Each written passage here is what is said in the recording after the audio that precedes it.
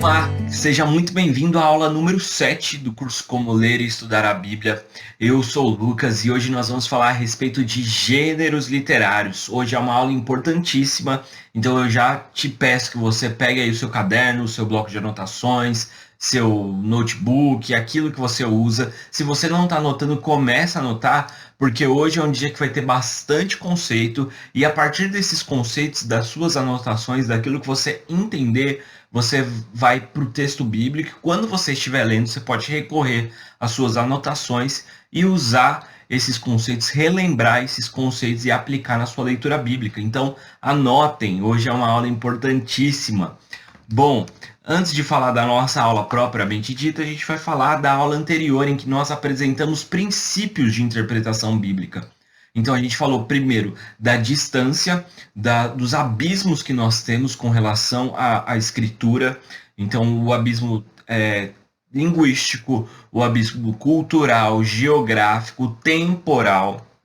E apresentamos algumas regras, algumas dicas, na verdade, de como a gente pode diminuir essa distância para chegar no significado que era a intenção original do autor para os primeiros ouvintes, que é o significado que de fato o Espírito Santo trouxe para aquelas pessoas. Então é nesse significado que nós devemos chegar. E como que a gente pode fazer isso? De diversas formas. Uma delas é lembrando que a Bíblia interpreta a própria Bíblia. Então, se a gente tem uma ideia muito mirabolante, e aquela ideia parece contradizer outras partes do Evangelho, das cartas, do Antigo Testamento, é muito provável que isso esteja errado, que essa não seja a intenção do autor.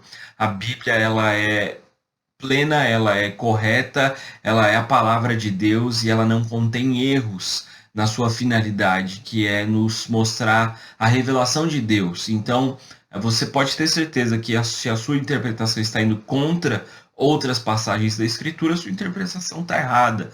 Outras formas, lendo todo o contexto, lendo aquilo que está sendo escrito em cima, aquilo que está sendo escrito embaixo, aquilo que está sendo falado no livro como um todo, naquelas passagens específicas. Então, entenda, tenha uma maior compreensão daquilo que o autor está falando no todo. E algumas outras dicas que vale a pena você voltar lá na aula, se você não estudou, se você não assistiu a aula 6, volta lá, porque ela também é uma aula fundamental. Bom, falando agora a respeito da nossa agenda, eu estou fazendo uma pequena modificação aqui e eu quero contar isso para vocês. Então, eu, ao desenvolver essa aula de hoje, percebi que o conteúdo ficaria muito extenso, muito conteúdo para uma aula só, e eu teria que passar muito rapidamente por alguns conceitos que são importantes. Então, eu estou quebrando essa aula de gêneros literários em duas, aula parte 1, aula parte 2, e peguei aquilo que a aula que eu tirei, que era a aula de meditando sobre a palavra, vai ser um conteúdo que vai ser muito tratado no nosso EB-Drops. Então eu estou deixando aqui marcado aqui em cima e também na nossa descrição do vídeo os links para o EB-Drops. A gente está na série oração e ao longo da série oração a gente vai falar muito a respeito desse conceito que eu iria trazer na aula, que é de meditar em cima das escrituras, de orar as escrituras. Então vale a pena você acompanhar o EB-Drop. Se você não quer acompanhar pelo YouTube, tem em todas as plataformas de áudio, Spotify, Deezer, procura aí que você vai encontrar o EB-Drops e você vai ser abençoado também nessa série oração. Então, nós não estamos deixando de apresentar o conteúdo, mas o conteúdo vai ser disponibilizado em outro lugar, que é no EB-Drops. E então, na aula de hoje a gente vai tratar de gêneros literários e também na nossa próxima aula. Bom, o texto bíblico que eu escolhi, quem dera, né, escrever o texto bíblico, mas o texto que eu escolhi para nós meditarmos a respeito dessa aula está lá em 2 Pedro 3, 15 a 17, e é a primeira vez que eu trago 3 versículos apresentados. Então vamos ler juntos. O texto diz assim: foi assim que nosso amado irmão Paulo lhes escreveu, estou pegando a parte B do 15, com a sabedoria que lhe foi concedida.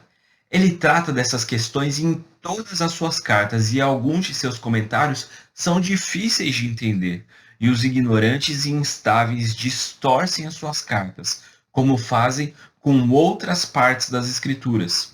Como resultado, eles próprios serão destruídos. Amados, vocês já sabem dessas coisas, portanto, estejam atentos a fim de que não sejam levados pelos erros desses perversos e percam a sua firmeza. Por que eu trouxe esse versículo? Porque esse versículo traz para a gente essa ideia de que em alguns momentos a escritura vai ser difícil sim de entender. Já era difícil para alguns dos primeiros ouvintes, dos próprios ouvintes de Paulo. E Pedro está aqui atestando a veracidade da escritura, de Paulo como escritura, e ele coloca os textos de Paulo, a gente já falou isso inclusive aqui, no mesmo patamar das demais escrituras, de Moisés, de todo o Antigo Testamento. Então é importante que a gente tenha esse conceito de que interpretar a Bíblia, entender a Bíblia nem sempre será fácil. E esse curso que a gente está fazendo como um todo e essa aula de hoje, da semana que vem, elas serão fundamentais para nos ajudar a nos aproximar do texto bíblico e entender ele de uma melhor forma e sermos não levados, né, como o próprio Pedro diz aqui, pelos erros de outros, que a gente não deixe a nossa interpretação da Escritura para outras pessoas. Amém. Então vamos entrar agora no tema da nossa aula.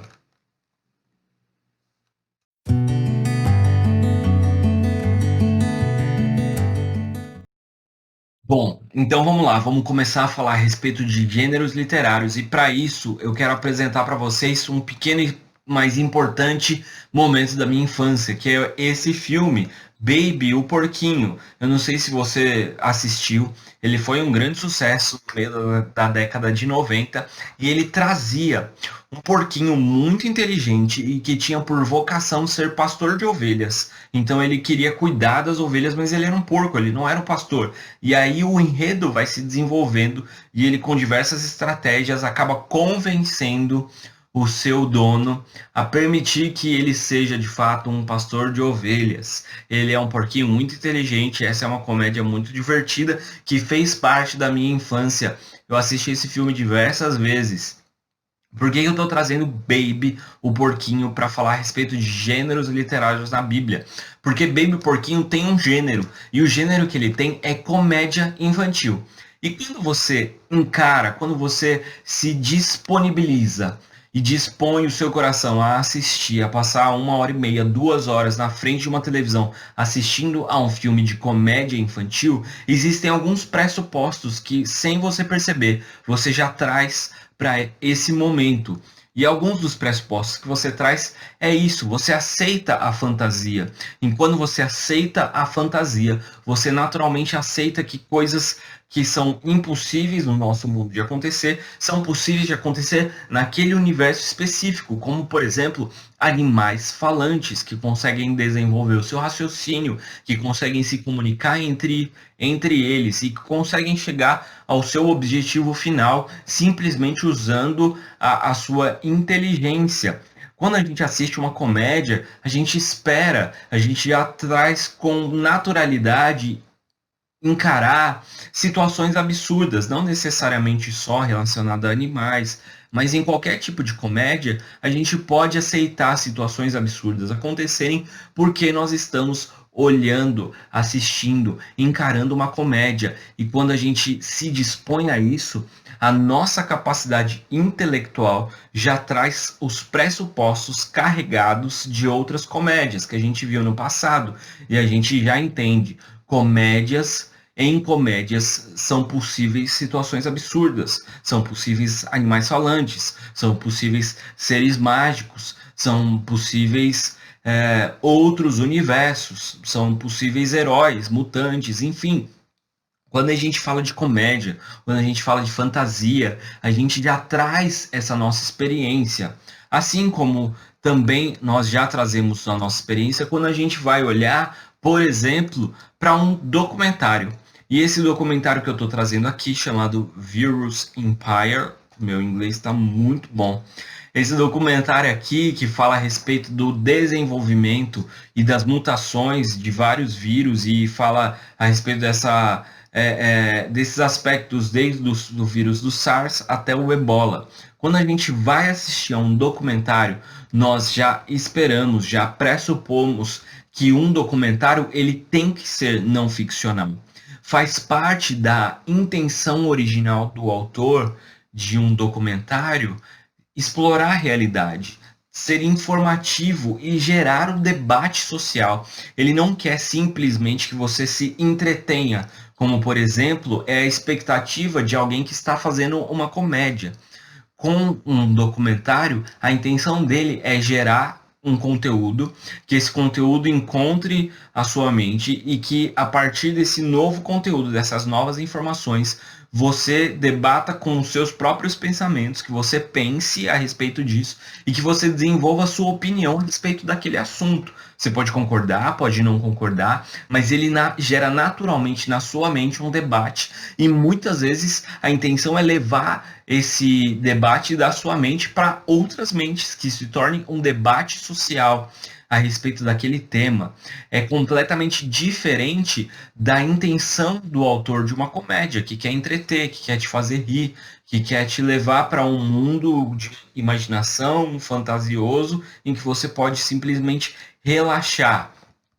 Agora imagina comigo como seria bizarro se ao assistir o Virus Empire, ao longo dele, eu estivesse assistindo e chegasse um momento em que eles falam assim: agora nós vamos entrevistar o primeiro porco que transmitiu o vírus para um ser humano e se desenvolveu a gripe suína. Então chega aí, porquinho, por que você espirrou? Como foi para você essa experiência? Você se sente especial ao ser o primeiro porquinho a trazer uma nova doença para a humanidade?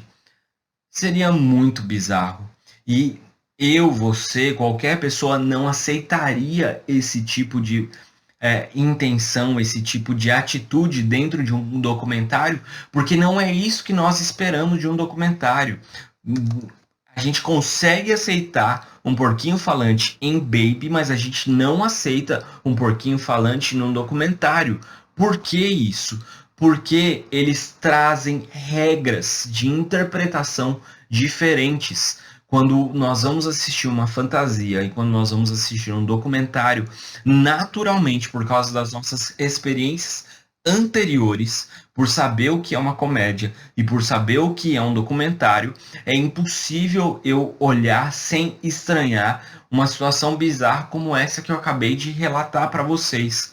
Nós já temos essas categorias já pré-definidas na nossa mente e a gente consegue olhar para um documentário e falar: esse documentário aqui ele é um documentário sério porque ele não traz situações fantasiosas. E a gente consegue olhar para uma comédia e falar: essa daqui é uma comédia que consegue entregar aquilo que ela está trazendo, porque ela não está trazendo um monte de informações, ela não está trazendo, querendo gerar um debate social, mas ela está entretendo, ela está me fazendo rir.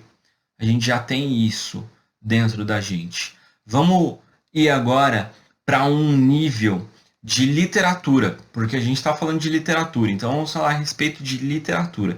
Quando a gente fala a respeito de literatura, eu quero trazer o exemplo de C.S. Lewis, um grande autor da história da humanidade, cristão, e eu diria que o principal autor cristão do século passado, que vai desenvolver uma das suas grandes obras chamada As Crônicas de Nárnia. Opa, aqui. As Crônicas de Nárnia, aqui eu tenho o volume único, mas são 7 livros que C.S. Lewis escreve relatando as experiências, as aventuras de 4 crianças que encontram uma forma de ir para um mundo mágico. Eles saem da Terra, aqui que a gente conhece, e vão para um mundo mágico, uma terra chamada Nárnia. E lá em Nárnia eles enfrentam vários perigos e eles são direcionados por um leão chamado Aslan. E Aslan sabe de todas as coisas, e Aslan é o benfeitor, o salvador da história. C.S. Lewis está contando de uma forma brilhante para crianças a respeito das boas novas do Evangelho, do leão da tribo de Judá. E ele desenvolve isso de uma forma brilhante. Só que em As Crônicas de Nárnia, eu consigo aceitar um leão falante. Eu consigo aceitar situações e criaturas que não existem na nossa realidade. Completamente diferente de quando eu leio outra grande obra de C.S. Lewis, que é Cristianismo Puro e Simples. Cristianismo Puro e Simples é o resultado de uma compilação de diversas perguntas que C.S. Lewis responde em um programa de rádio que ele tem durante a Segunda Guerra Mundial. Então ele está na Inglaterra, o epicentro da Segunda Guerra Mundial, respondendo a perguntas a respeito da dor, do sofrimento, da angústia humana, da depressão e de como o cristianismo responde a todas essas dificuldades humanas. Seria impossível de alguém aceitar que em Cristianismo Puro e Simples C.S. Lewis usasse as mesmas categorias que ele usou em As Crônicas de Nárnia e vice-versa. Não dá para ele escrever as coisas que ele escreveu em Cristianismo Puro e Simples em um livro infantil de fantasia. Nós conseguimos entender bem isso. As intenções do autor são distintas, os públicos são distintos e a capacidade de entender e desenvolver a sua interpretação a partir desses gêneros literários também já é algo que se pressupõe de todo mundo que está se aproximando dessa literatura. Por que eu estou falando tudo isso? Para deixar bem claro para você a importância dos gêneros literários. E agora eu vou te contar uma coisa. Existem pelo menos, né, gente, 9 gêneros literários distintos na Bíblia. Os autores, eles divergem um pouquinho em cada um desses gêneros literários e é algo que é importantíssimo eu contar para vocês. Aqui no nosso curso, ele é um curso introdutório, ele é um curso que a gente está fazendo um voo de drone, olhando de uma forma panorâmica para a forma como nós estudamos a Bíblia. Eu vou passar por cada um desses gêneros, falar um pouquinho de algumas regrinhas, de algumas dicas que a gente pode ter para interpretar melhor esses gêneros, mas cada um desses gêneros tem subgêneros e cada um desses subgêneros eles são diferentes entre si e eles trazem diferentes pressupostos que a gente tem que ter ao se aproximar e ao ler esse livro. Então eu quero te convidar, se você quiser e puder, que você de fato se interesse por esse tema e que você desenvolva mais os seus estudos além daquilo que eu vou trazer aqui. É importantíssimo que você tenha isso muito claro na sua mente, porque isso gera um grande problema de interpretação quando a gente está falando do texto bíblico. Quando eu penso que o texto bíblico só tem um único bloco de gênero, que ele foi escrito todo da mesma forma, e eu não consigo entender qual é a intenção original do autor a escolher esse gênero literário e quais pressupostos esse gênero literário já tem para que eu consiga ler da maneira correta, seria mais ou menos você esperar em Cristianismo Puro e Simples um leão falante.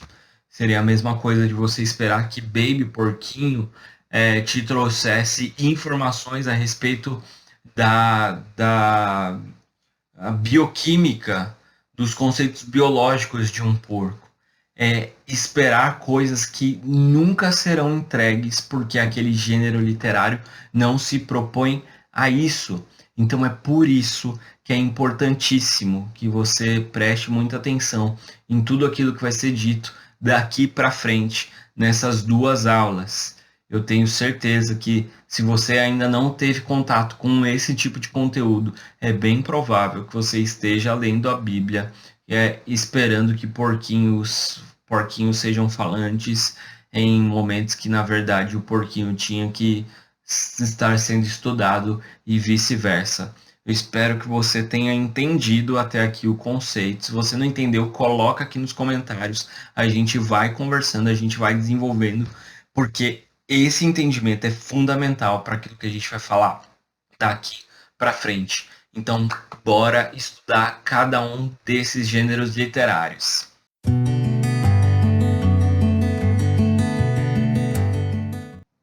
Então vamos começar a estudar os critérios para a gente conseguir interpretar cada um desses gêneros bíblicos. Hoje a gente vai estudar 3 de todos esses gêneros bíblicos. A gente vai estudar a lei, a gente vai estudar as narrativas e a gente vai estudar as profecias. Então, vamos lá. Vamos começar pela lei. O que a lei nos apresenta? O que é a lei? A lei ela está contida nos 5 primeiros livros da Bíblia. Muitas vezes, inclusive, o Pentateuco é referido, inclusive no Novo Testamento, como a lei do Senhor. E ela é estabelecida, a lei, através de uma aliança. Então, essa é a primeira chave hermenêutica para você conseguir entender e quando você for estudar as leis, é que a lei ela é uma aliança que Deus faz com o seu povo, e ela é principalmente simbolizada pela aliança que é feita no Monte Sinai, no momento da entrega dos 10 mandamentos. O que você precisa saber? Que uma aliança ela é um contrato, um contrato entre duas partes. No Antigo Testamento, na época do Antigo Testamento, era muito comum um tipo de aliança que continha um soberano, um sucerano e um vassalo ou um servo. E esse sucerano, esse soberano e esse vassalo, eles estabeleciam uma aliança. O que representava essa aliança? O soberano, ele oferecia cuidado, proteção, abrigo, através dos seus dispositivos, e o vassalo, dentro de normas estabelecidas dentro desse contrato, dessa aliança, ele dedicava obedecer esse soberano a partir das regras já pré-definidas dentro dessa aliança, estabelecidas nesse código, estabelecidas nessa conduta que eles estabeleceram. Então tem regras claras, tem papéis esperados de cada um dos dois, de cada uma das duas partes, que estabelecem essa aliança, esse contrato.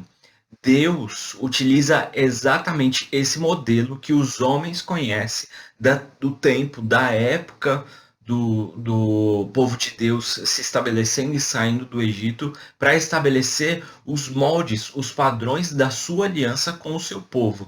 Então a gente já falou bastante de aliança lá atrás, e quando a gente falou que Jesus vem e cumpre a parte da lei que era esperada da humanidade, quando ele entra na história como o homem e estabelece essa finalização dessa lei, a finalização dessa aliança é porque Jesus cumpriu a parte que nós não conseguimos cumprir, nós não conseguimos concretizar a nossa parte na aliança. Esse modelo de aliança ele é muito conhecido, como eu disse, na época do povo de Deus, e é exatamente essa aliança que Deus estabelece com o seu povo no Monte Sinai. E por que então, Lucas, que a gente deve conhecer a lei? Por que ela é importante se ela era algo específico para o pessoal da época de Israel? É importante, eu acho que a primeira coisa é que Deus quis assim. Se ele é soberano, se ele é Deus, se ele nos criou, e se você aceita que ele é todo-poderoso, que a Bíblia é inspirada por Deus e que a Bíblia nos fornece tudo aquilo que nós precisamos conhecer a respeito de Deus, isso já é suficiente para você aceitar que Deus determinou assim. Mas uma explicação, talvez para aqueles mais céticos, é que a partir de uma boa compreensão da lei, nós conseguimos entender toda a ação profética, tudo aquilo que vai acontecer mais para frente, que os profetas vão trazer para a gente, só é melhor compreendido a partir de uma boa interpretação, uma interpretação mais correta e mais exata do texto das leis. Então é importantíssimo que você leia corretamente as leis. Outra coisa que é importante ressaltar, que Deus não estabelece essas leis de forma aleatória, querendo dar um monte de regrinha para o seu povo, para que eles façam a vontade dele e que manifeste a vontade de um Deus soberano que estabelece regras aleatórias e que quer ter a sua vontade feita de forma caprichosa. Não, cada uma das leis estabelecidas, são mais de 600 leis.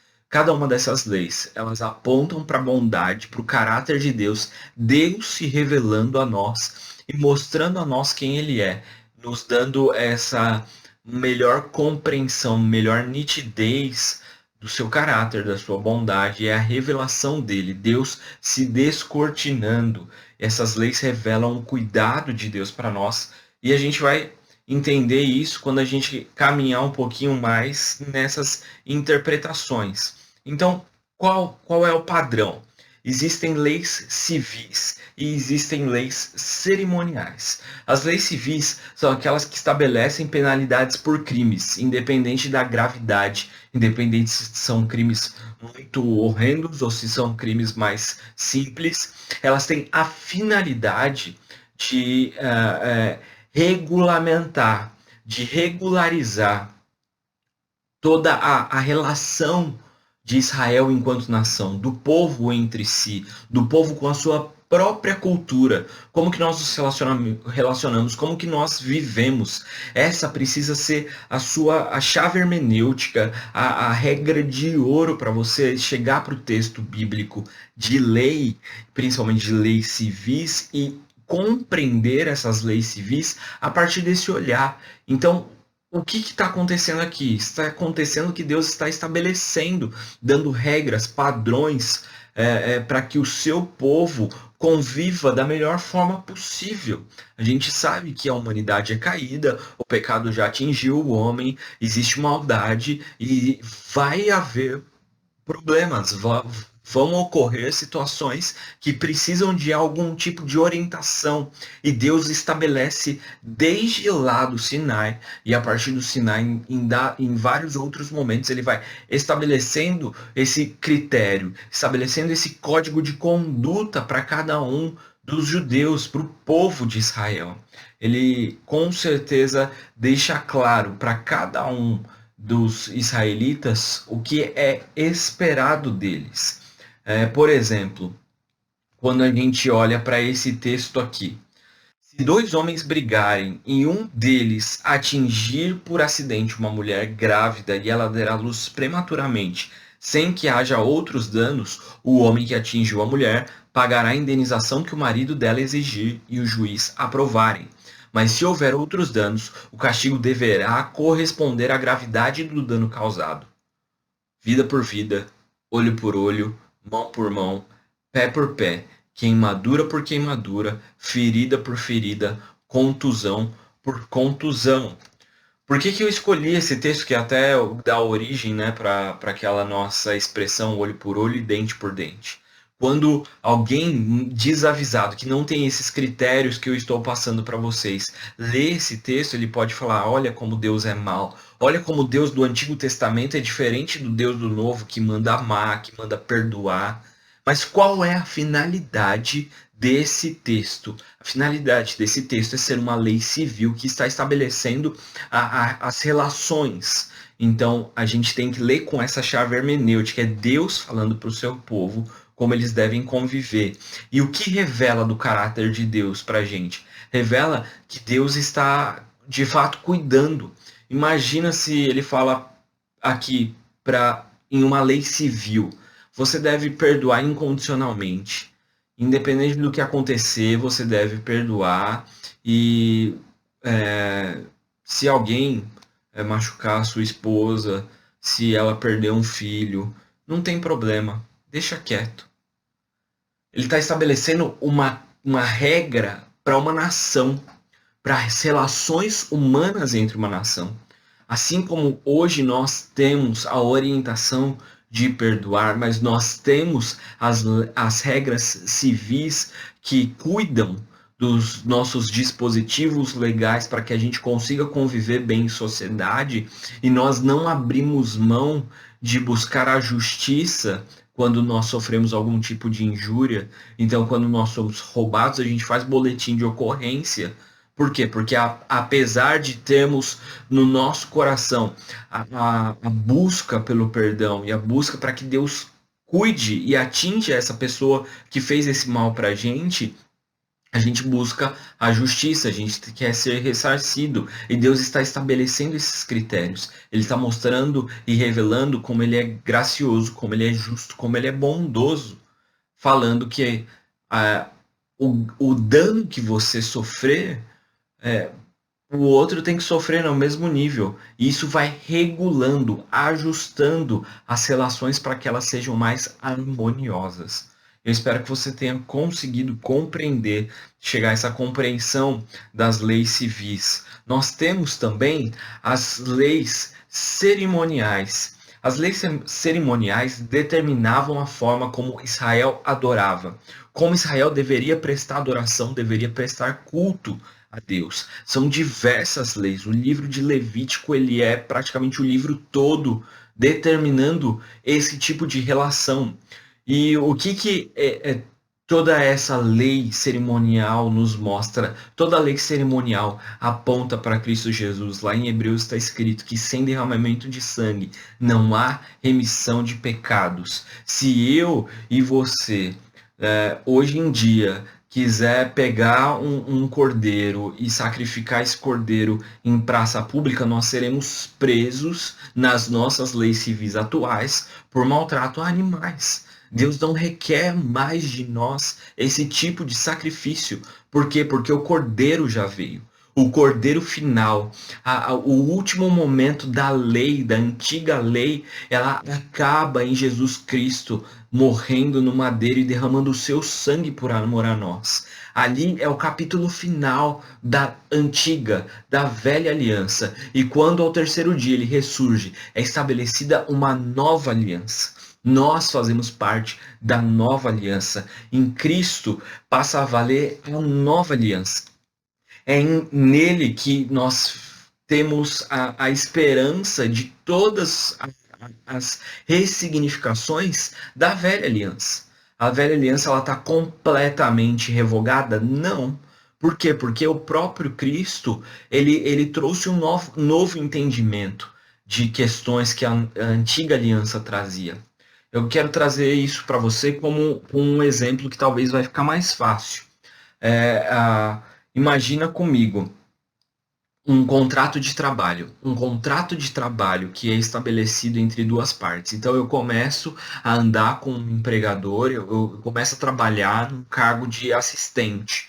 E eu começo a desenvolver o meu trabalho e eu sou promovido de diversas vezes. A cada promoção, a cada novo passo que eu dou dentro daquela empresa, é estabelecido um novo contrato. E esse novo contrato ele estabelece novas regras e também permite que antigas regras continuem acontecendo.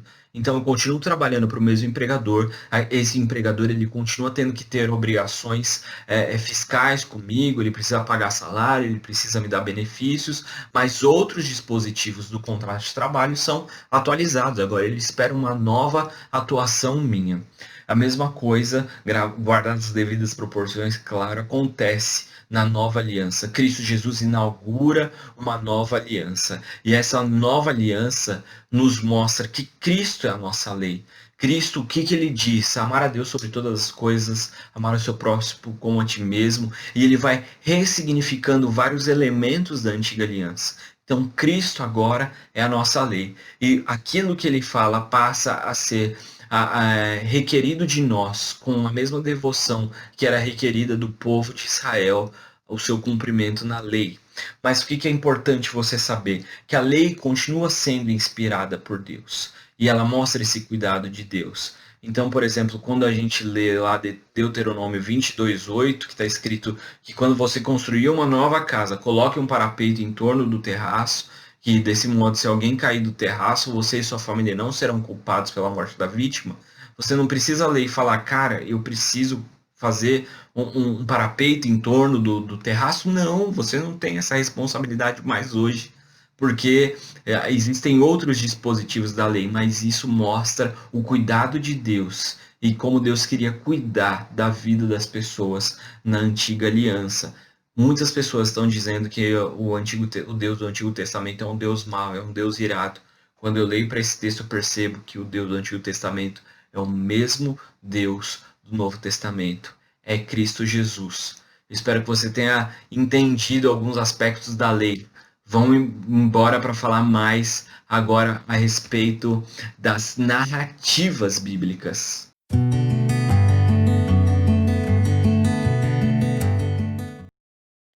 Quando a gente fala a respeito de narrativas, a gente está falando tanto de narrativas do Antigo Testamento quanto do Novo Testamento.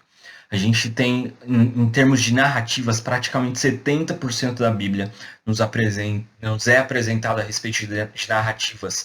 É uma das formas mais comuns e mais identificáveis que nós temos hoje em dia, porque a nossa forma de lidar com o texto, não necessariamente só o texto bíblico, mas de nós lidarmos com o mundo é através de narrativas. Hoje em dia, inclusive, o que a gente tem é uma grande guerra de narrativas acontecendo nas redes sociais o tempo inteiro.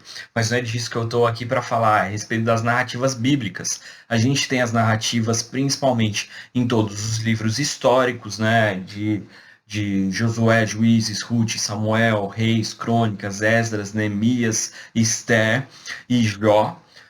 E nós temos também no livro de Atos, que são livros especificamente de narrativas. Então vamos lá, vamos entender alguns critérios para a gente falar a respeito de narrativas. Primeiro, a gente precisa entender as narrativas em 3 níveis. O primeiro, na metanarrativa bíblica, eu já falei bastante disso com vocês, só vou relembrar aqui o conceito que é da história de Deus criando o povo, a humanidade caindo e ele redimindo, e um dia nós vamos chegar à consumação de tudo isso e nos encontrarmos com ele e viver em novos céus e uma nova terra.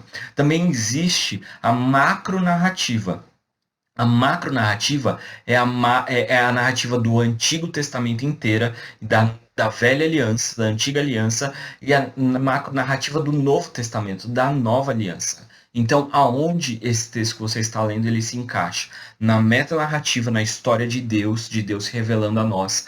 Na macronarrativa, qual é a função daquele texto dentro do Antigo ou do Novo Testamento? E a narrativa específica, o que aquele texto está nos ensinando.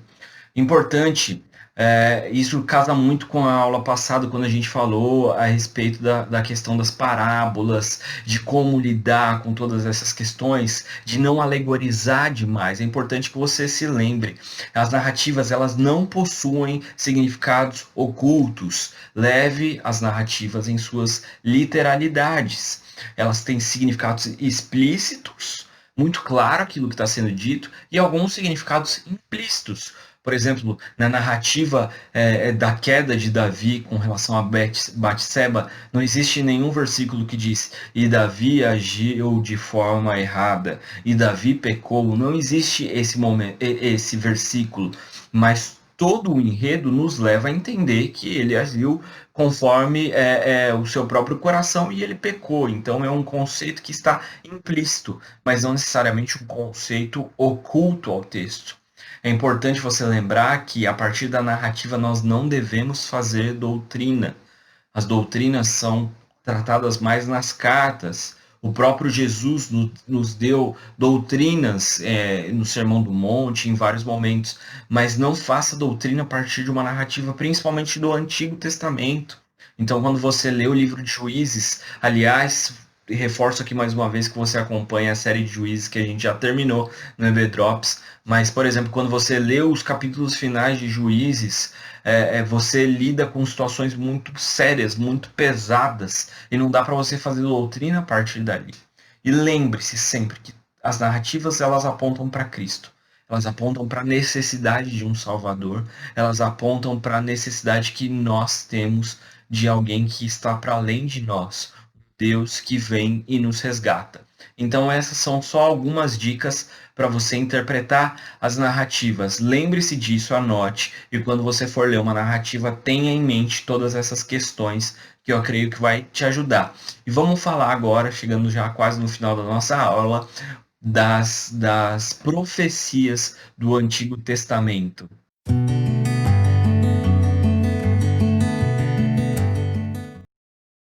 Quando a gente fala de profecia, a gente está lidando com questões muito sérias. As profecias elas são diversas, em diversos momentos, como a gente já falou na linha narrativa do Antigo Testamento.